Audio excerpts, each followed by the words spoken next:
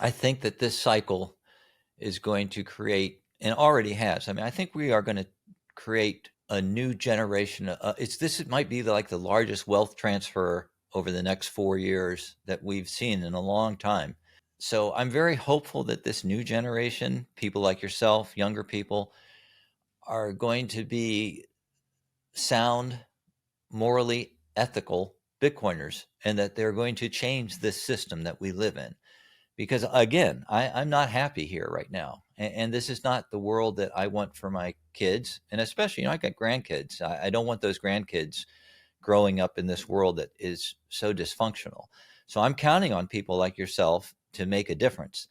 And it seems to me like there's a lot of anger right now, but it doesn't seem like it's directed too well as far as being focused on positive things. Right?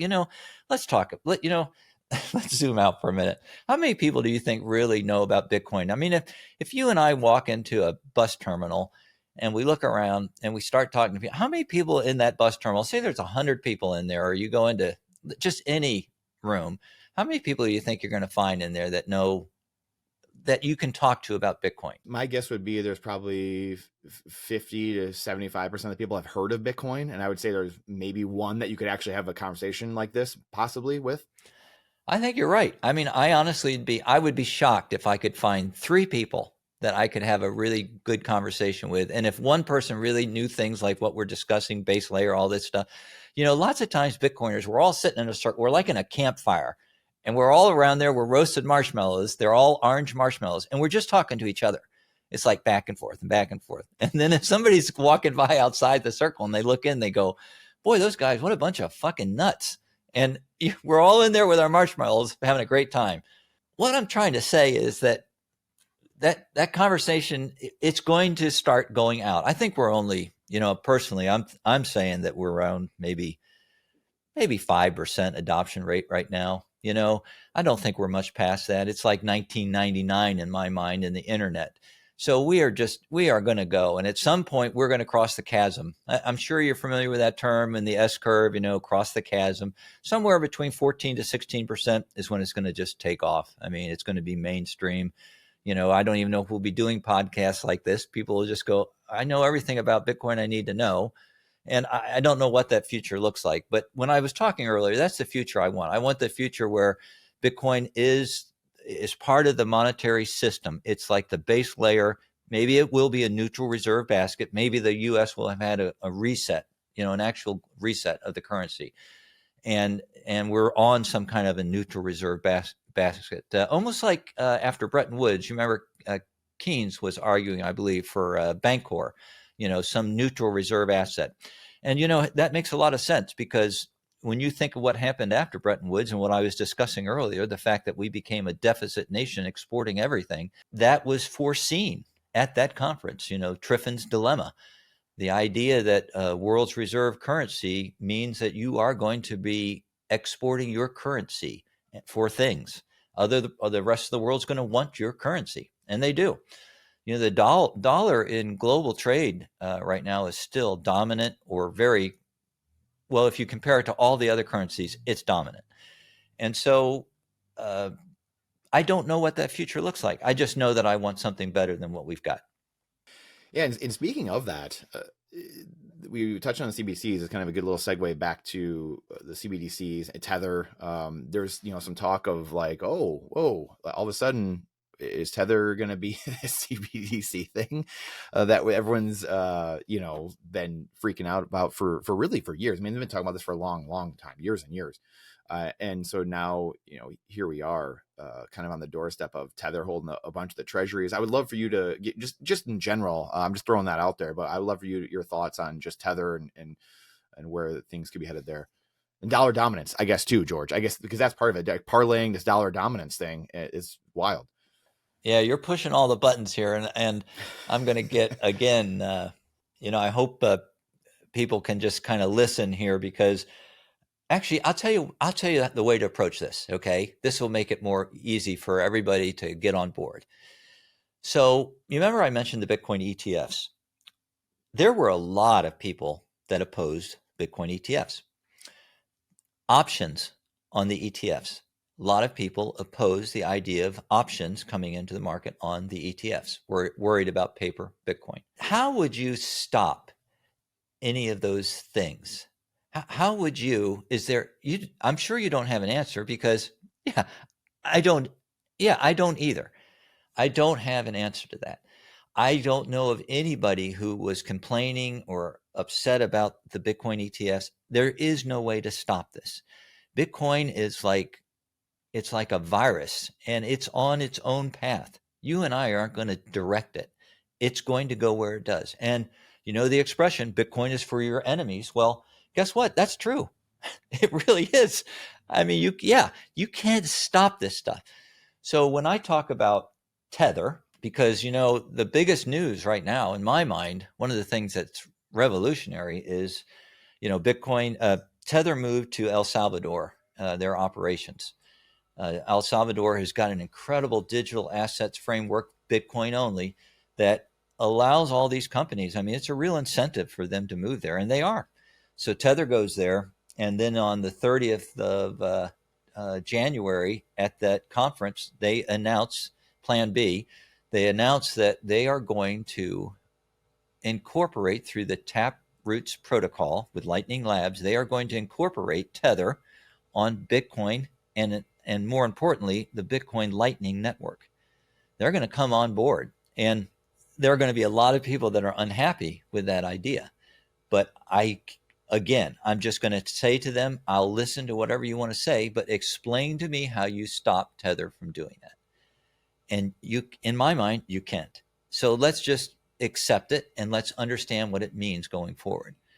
First off, I do think it's going to be revolutionary for Lightning. You know, Lightning has got some real issues for scalability. Bitcoin, you know, Bitcoin itself has problems in scalability or speed, however you want to discuss it. You know, that the idea that Satoshi, you know, correctly understood that he was going to have, you know, there's decentralization, security, and then scalability or speed, the trilemma, you know, or the dilemma for the blockchain. And Satoshi, he rightly picked. He said, we're going to have decentralization and security. And speed and scalability will have to be worked out on a different layer. And he talked about this. You know, Hal Finney did too. They already knew that this was not going to work going forward on the base layer. And Lightning, this could provide the liquidity and the channels on board Lightning so that it really scales and it becomes a worldwide layer 2 solution. Because, you know, to establish a channel, you've got to have a 2 of 2 multi-sig. And the base layer can't handle a lot of transactions. You know, we only do 55,000 blocks a year. You can only stick around 4,000 transactions on it. So that's nothing. It's not enough. And this could give us that ability. So, and then the other thing is, well, you know what? I'll just kind of stop there in a way because I don't know where this is going with Tether on the base layer. You know, Tether, I'll tell you something. Here's another thing. They've got 100 employees. They did $13 billion of profit last year. And let me ask you something. What kind of inventory do they have? Do they have trucks? Do they have a whole bunch of, you know, workers? Obviously not. No, they don't have anything. It's a, you know, an intelligent software company, if you will, like Strategy. I mean, and yet they're doing $13 billion worth of business, 100 employees, and they're growing. My God, they've grown 50% in the last 14 months. They're skyrocketing. And this new thing, they're going to get even bigger. And they are a buyer of U.S. Treasuries. They hold a tremendous, I told you, it's over $100 billion worth of U.S. Treasuries. And they are going to continue. You know, some of the things that's being discussed right now in Washington is how to incorporate these stable coins into either a digital asset stockpile or strategic reserve. You know, again, I'm focused on one thing. I want a strategic Bitcoin reserve. I want it Bitcoin only, and that's what I'm pushing for. That's what I'm fighting for. That's what I'm writing for. That's what I want. But these stable coins could be a life raft. And, you know, Paul Ryan former speaker. I mean, he knows that too. He's out there shilling this idea that, stable coins could save the US dollar. So I'm not alone in being concerned about this. And you mentioned CBDC because guess what? There are over 100 law enforcement agencies that are plugged into the Tether network. Now, if they come up to Tether and they say, you see George over there, we don't like him anymore. And so whatever, he's doing, I want you to stop him from doing it. They're going to do it. So that's the threat. Yeah.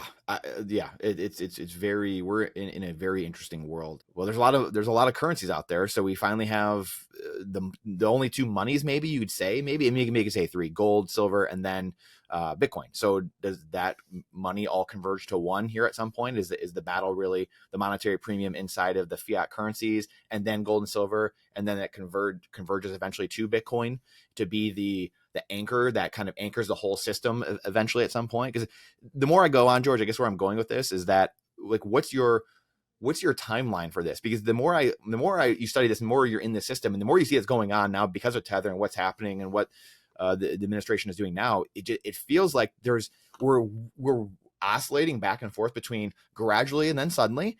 And hey, this might be around for 100 more years. And like, I don't know what the answer is. Like, you have to hold two opposing opinions in your head at the same time. Either this thing collapses in the next 5-10 years and just like an iceberg flips gradually then suddenly, and we're on a Bitcoin standard, or I don't know, maybe it's 100 more years of us just kind of like building and building and building. And then eventually people are like, I don't know, this system's brutal and we're sick of it.